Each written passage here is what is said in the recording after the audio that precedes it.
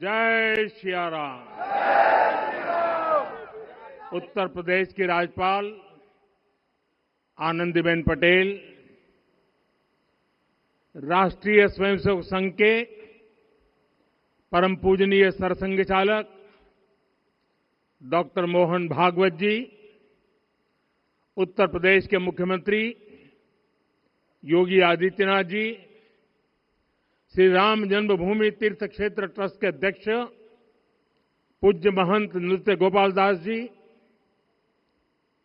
पूज्य संत समाज, यहां पधारे सभी भक्तगण, देश और दुनिया से इस ऐतिहासिक पल के साक्षी बन रहे कोटि कोटि राम भक्त, देवी और सज्जनों, आज अयोध्या नगरी भारत की सांस्कृतिक चेतना के एक और उत्कर्ष बिंदु की साक्षी बन रही है। आज संपूर्ण भारत, संपूर्ण विश्व राममय है।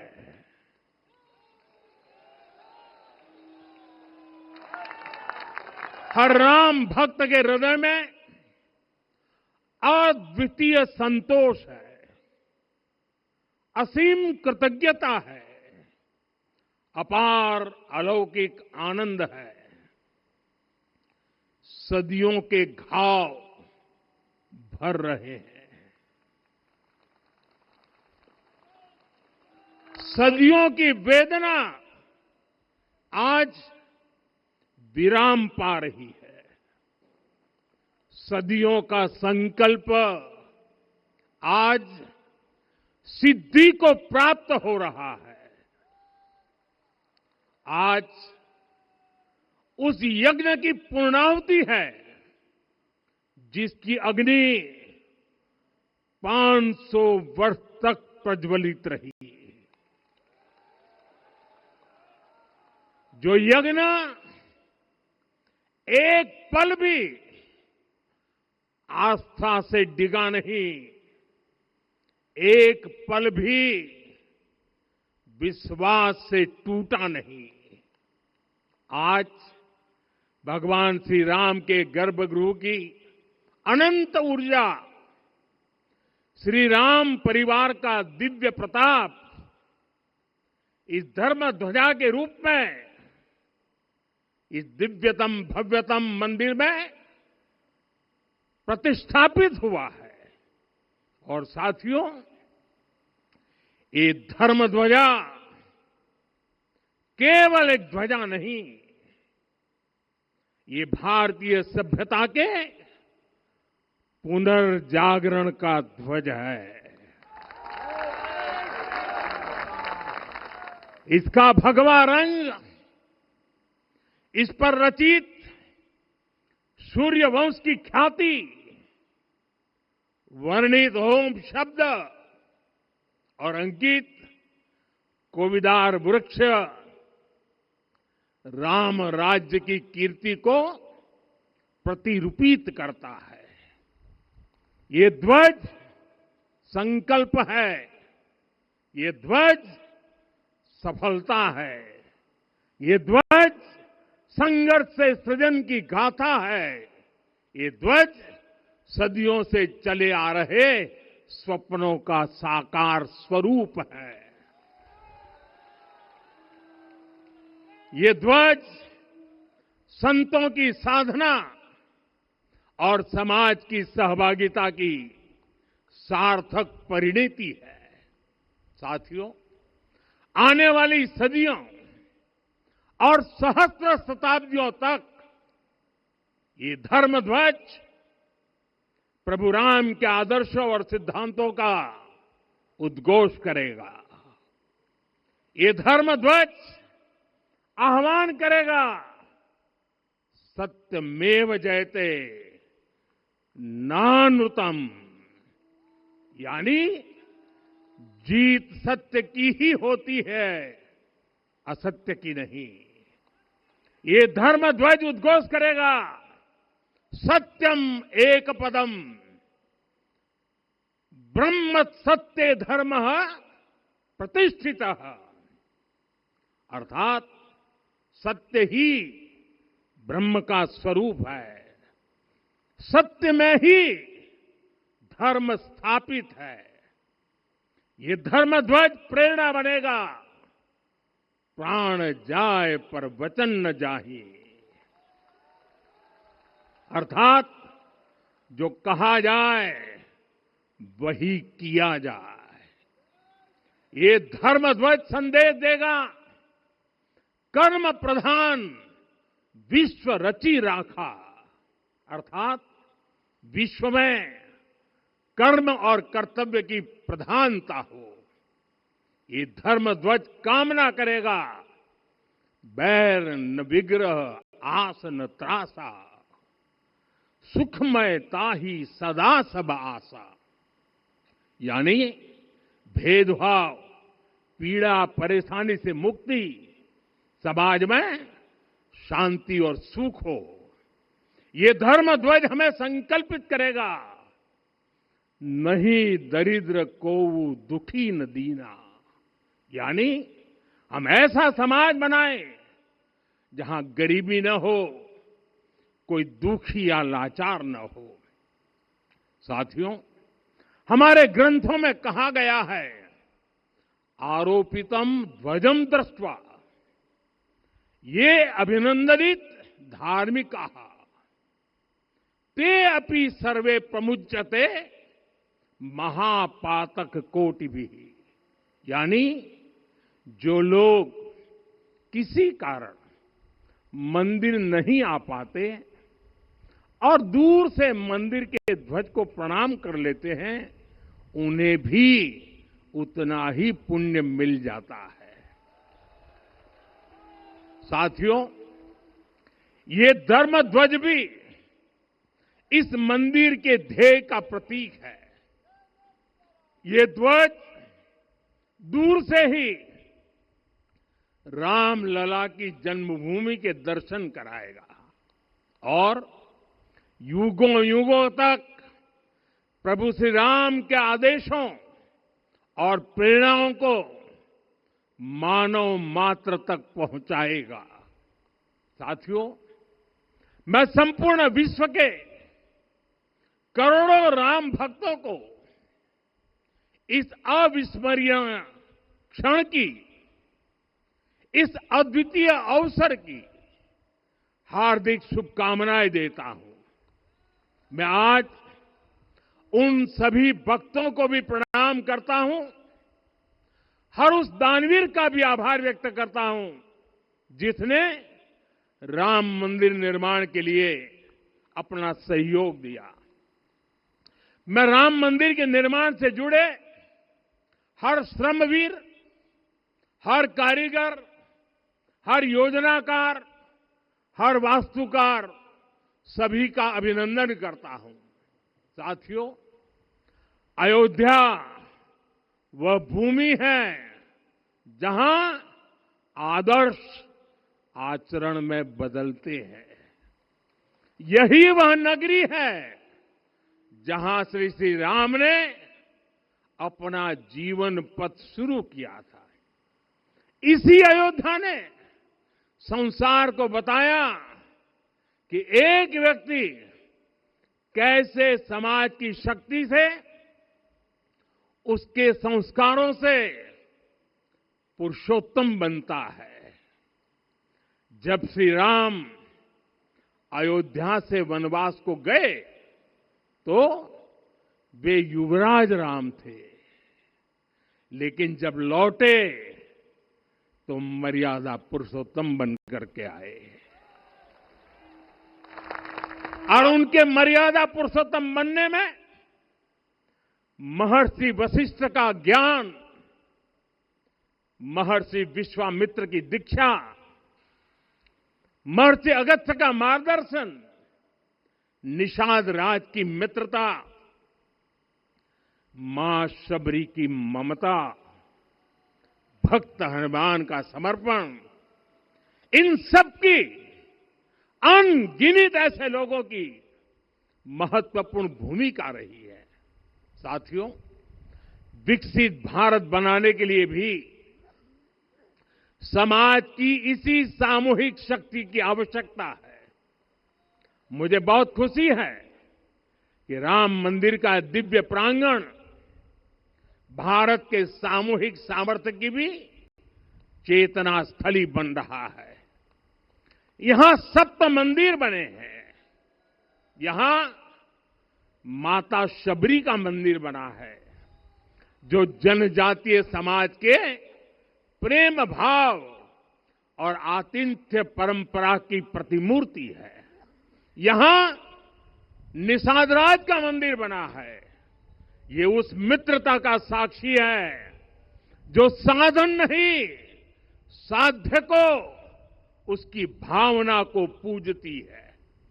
यहां एक ही स्थान पर माता अहिल्या है, महर्षि वाल्मीकि है, महर्षि वशिष्ठ है, महर्षि विश्वामित्र है, महर्षि अगस्त्य है और संत तुलसीदास है। रामलला के साथ साथ इन सभी ऋषियों के दर्शन भी यहीं पर होते हैं।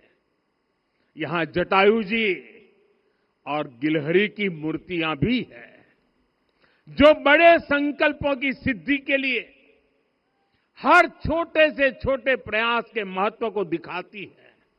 मैं आज हर देशवासी से कहूंगा कि वो जब भी राम मंदिर आए तो सप्त मंदिर के दर्शन भी अवश्य करें।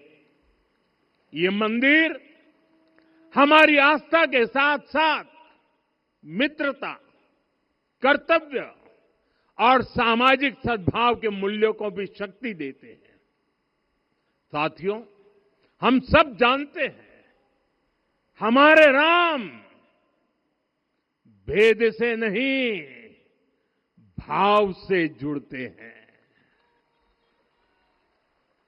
उनके लिए व्यक्ति का कुल नहीं, उसकी भक्ति महत्वपूर्ण है। उन्हें वंश नहीं, मूल्य प्रिय है। उन्हें शक्ति नहीं, सहयोग महान लगता है। आज हम भी उसी भावना से आगे बढ़ रहे हैं। पिछले 11 वर्षों में महिला, दलित, पिछड़े, अति पिछड़े, आदिवासी, वंचित, किसान, श्रमिक, युवा, हर वर्ग को विकास के केंद्र में रखा गया है। जब देश का हर व्यक्ति, हर वर्ग, हर क्षेत्र सशक्त होगा, तब संकल्प की सिद्धि में सबका प्रयास लगेगा। और सबके प्रयास से ही 2047 जब देश आजादी के 100 साल मनाएगा, हमें 2047 तक विकसित भारत का निर्माण करना ही होगा।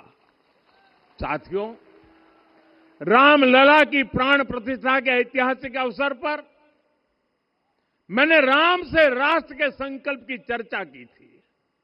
मैंने कहा था कि हमें आने वाले 1000 वर्षों के लिए भारत की नींव मजबूत करनी है। हमें याद रखना है, जो सिर्फ वर्तमान का सोचते हैं वो आने वाली पीढ़ियों के साथ अन्याय करते हैं। हमें वर्तमान के साथ साथ भावी पीढ़ियों के बारे में भी सोचना है, क्योंकि हम जब नहीं थे ये देश तब भी था, जब हम नहीं रहेंगे ये देश तब भी रहेगा। हम एक जीवंत समाज है, हमें दूरदृष्टि के साथ ही काम करना होगा।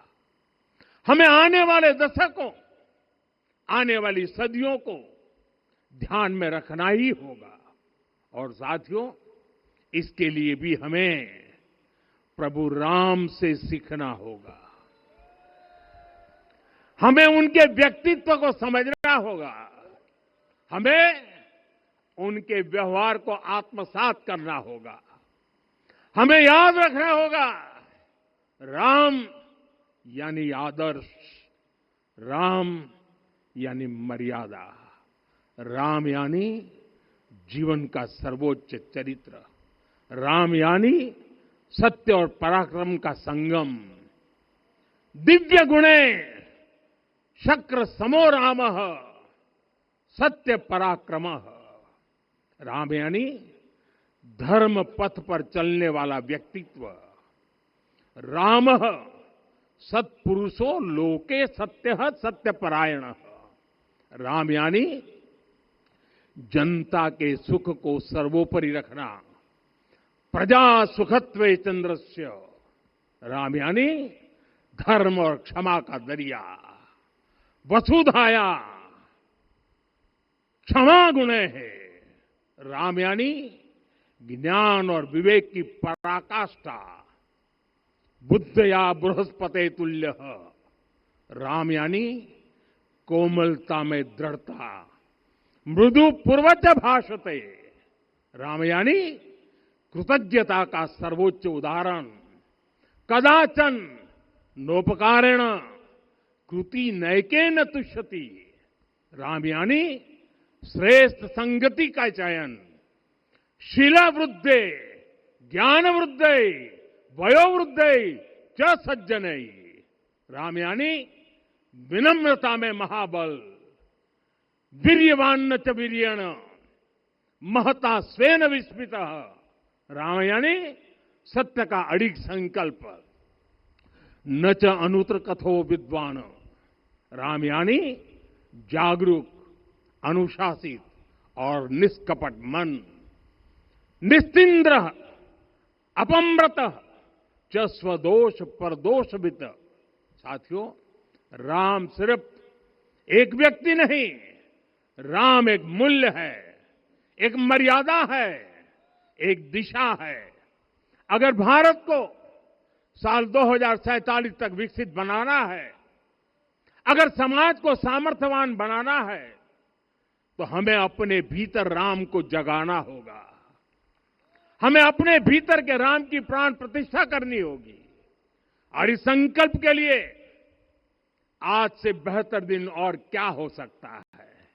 साथियों, 25 नवंबर का यह ऐतिहासिक दिन अपनी विरासत पर गर्व का एक और अद्भुत क्षण लेकर आया है। इसकी वजह है धर्म ध्वजा पर अंकित कोविदार वृक्ष। ये कोविदार वृक्ष इस बात का उदाहरण है कि जब हम अपनी जड़ों से कट जाते हैं तो हमारा वैभव इतिहास के पन्नों में दब जाता है। साथियों, जब भरत अपनी सेना के साथ चित्रकूट पहुंचे तो लक्ष्मण ने दूर से ही अयोध्या की सेना को पहचान लिया। ये कैसे हुआ, इसका वर्णन वाल्मीकि जी ने किया है। और वाल्मीकि जी ने क्या वर्णन किया है? उन्होंने कहा है, विराजित उद्गत स्कंधम कोविदार ध्वज रथे। लक्ष्मण कहते हैं, राम, सामने जो तेजस्वी प्रकाश में विशाल वृक्ष जैसा ध्वज दिखाई दे रहा है, वही अयोध्या की सेना का ध्वज है। उस पर कोविदार का शुभ चिन्ह अंकित है। साथियों, आज जब राम मंदिर के प्रांगण में कोविदार फिर से प्रतिष्ठित हो रहा है, यह केवल एक वृक्ष की वापसी नहीं है, यह हमारी स्मृति की वापसी है, हमारी अस्मिता का पुनर्जागरण है, हमारी स्वाभिमानी सभ्यता का पुनः उद्घोष है।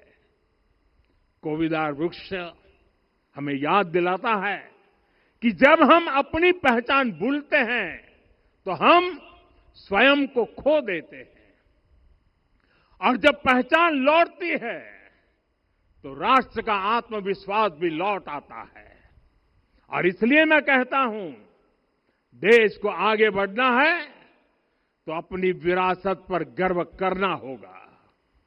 साथियों, अपनी विरासत पर गर्व के साथ साथ एक और बात भी महत्वपूर्ण है, और वो है गुलामी की मानसिकता से पूरी तरह मुक्ति। आज से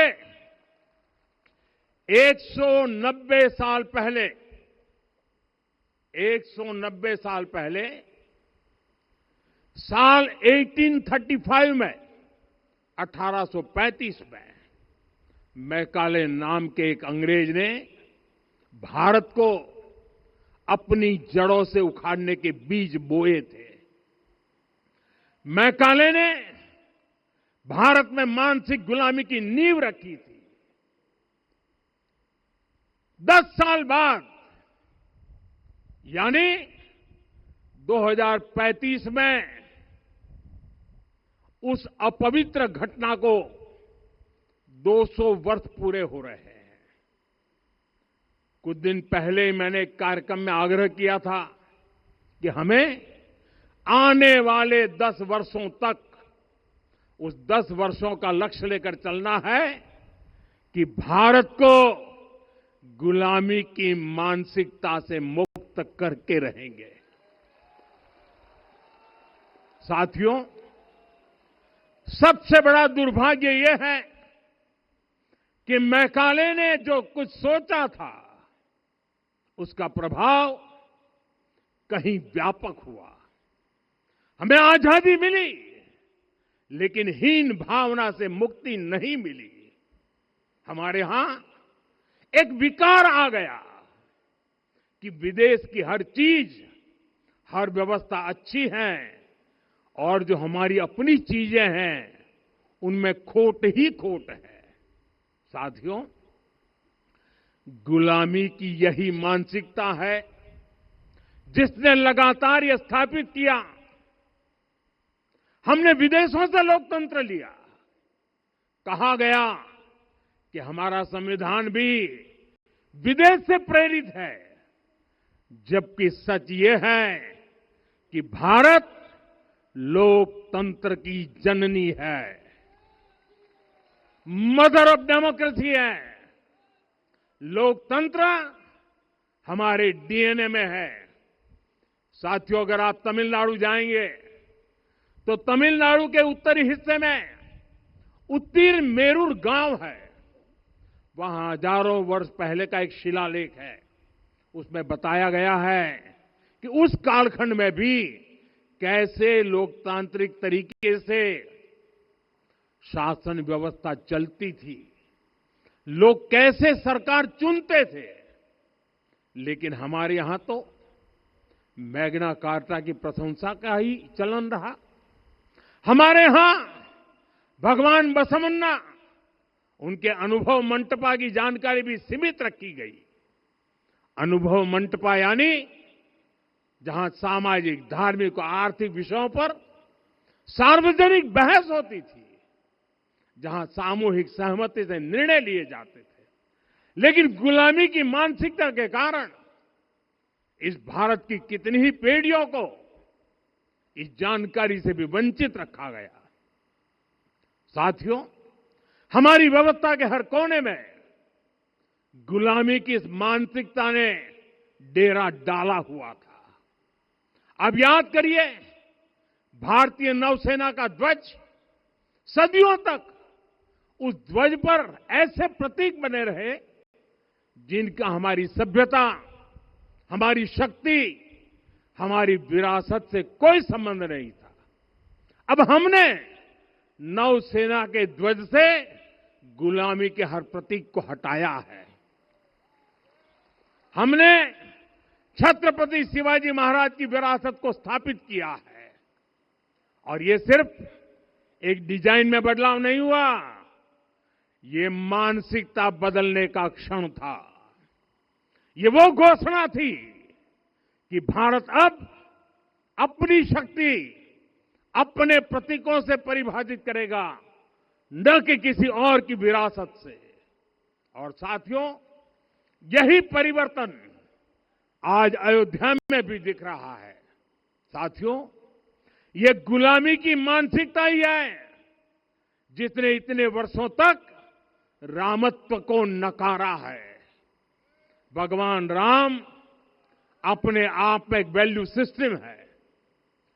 ओरछा के राजा राम से लेकर रामेश्वरम के भक्त राम तक और शबरी के प्रभु राम से लेकर मिथिला के पाहुन राम जी तक भारत के हर घर में, हर भारतीय के मन में और भारतवर्ष के हर कण कण में राम है। लेकिन गुलामी की मानसिकता इतनी हावी हो गई कि प्रभु राम को भी काल्पनिक घोषित किया जाने लगा।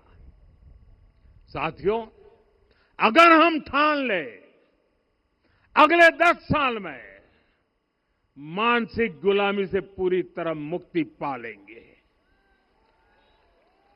और तब जाकर के ऐसी ज्वाला प्रज्वलित होगी, ऐसा आत्मविश्वास बढ़ेगा कि 2047 तक विकसित भारत का सपना पूरा होने से भारत को कोई रोक नहीं पाएगा।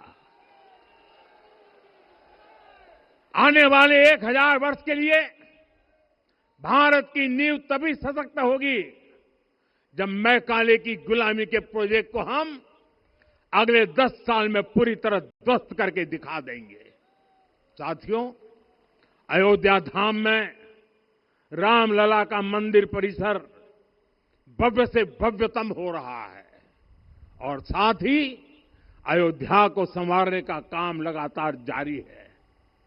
आज अयोध्या फिर से वह नगरी बन रही है जो दुनिया के लिए उदाहरण बनेगी। त्रेता युग की अयोध्या ने मानवता को नीति दी। 21वीं सदी की अयोध्या मानवता को विकास का नया मॉडल दे रही है। तब अयोध्या मर्यादा का केंद्र थी, अब अयोध्या विकसित भारत का मेरुदंड बनकर उभर रही है। साथियों, भविष्य की अयोध्या में पौराणिकता और नूतनता का संगम होगा। सरयू जी की अमृत धारा और विकास की धारा एक साथ बहेगी। यहां आध्यात्म और आर्टिफिशियल इंटेलिजेंस दोनों का तालमेल दिखेगा। राम पथ, भक्ति पथ और जन्मभूमि पथ से नई अयोध्या के दर्शन होते हैं। अयोध्या में भव्य एयरपोर्ट है। अयोध्या में आज शानदार रेलवे स्टेशन है। वंदे भारत और अमृत भारत एक्सप्रेस जैसी ट्रेनें अयोध्या को बाकी देश से जोड़ रही हैं। अयोध्या वासियों को सुविधाएं मिले, उनके जीवन में समृद्धि आए, इसके लिए निरंतर काम चल रहा है। साथियों, जब से प्राण प्रतिष्ठा हुई है तब से लेकर आज तक करीब 45 करोड़ श्रद्धालु यहां दर्शन के लिए आ चुके हैं। ये वो पवित्र भूमि है जहां 45 करोड़ लोगों के चरण रज पड़े हैं और इससे अयोध्या और आसपास के लोगों की आय में आर्थिक परिवर्तन आया है, वृद्धि हुई है।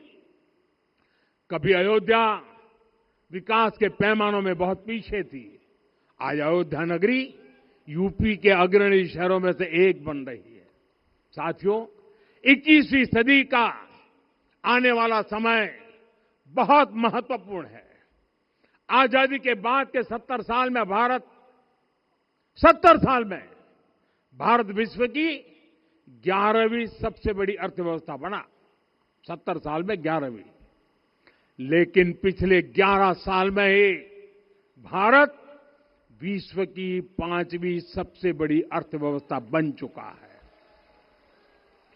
और वो दिन दूर नहीं जब भारत विश्व की 3री सबसे बड़ी अर्थव्यवस्था भी बन जाएगा।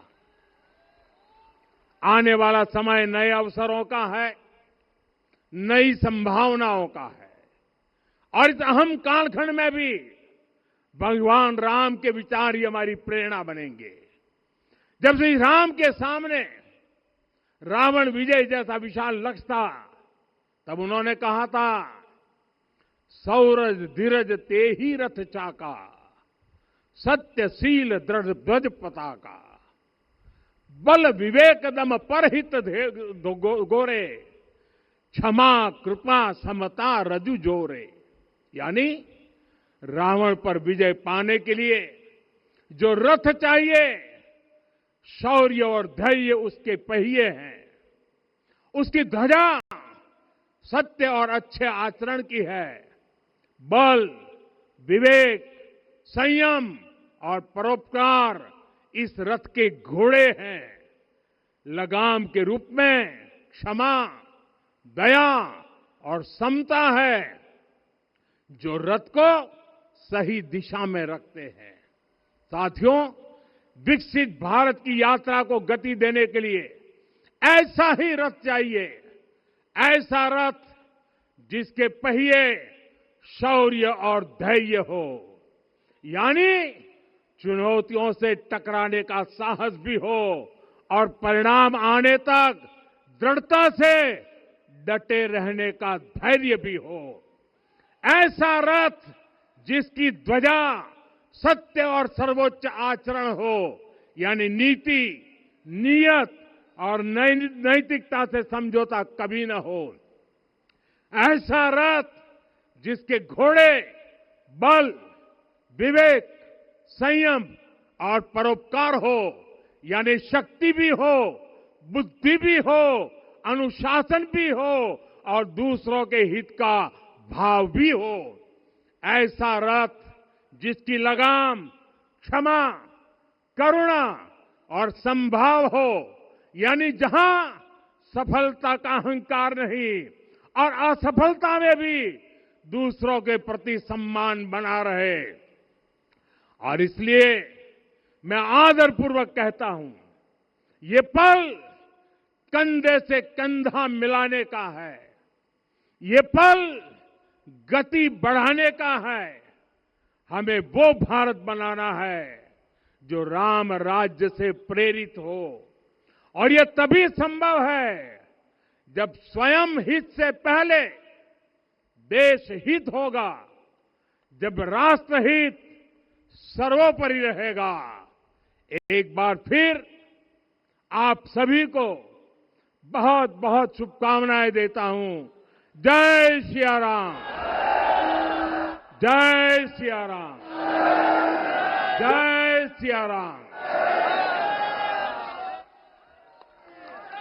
माननीय प्रधानमंत्री जी, सरसंघ चालक जी, अब यहां से तो देखिए, प्रधानमंत्री नरेंद्र मोदी को अभी आप सुन रहे थे। प्रधानमंत्री नरेंद्र मोदी ने